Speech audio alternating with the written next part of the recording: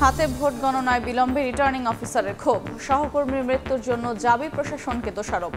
জাকসুর ফল প্রকাশের আগ পর্যন্ত সিনেটে অবস্থানের ঘোষণা শিবিরের।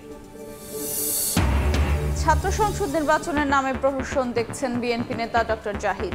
প্রশ্নবিদ্ধ ভোট আয়োজন থেকে বিরত থাকার আহ্বান, অন্যথায় স্বৈরাচার পুনর্বাসনের শঙ্কা।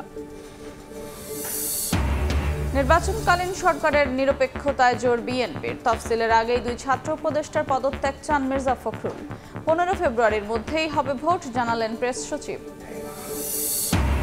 দলগুলোর হাতে জুলাই সনদের চূড়ান্ত ভাষ্য, ঐক্য হওয়া বিষয়গুলো বাস্তবায়ন করবে অন্তর্বর্তী সরকার। তফসিল হিসেবে যুক্ত হবে সংবিধানে, প্রশ্ন তুলতে পারবে না স্বাক্ষরকারী দল। এবং মাসখানেকের অস্থিরতার পর স্বস্তি ফিরেছে সবজির বাজারে। সরবরাহ বাড়ায় কেজিতে কমেছে 20 টাকা। কমতির দিকে চড়তে থাকা ইলিশের দাম।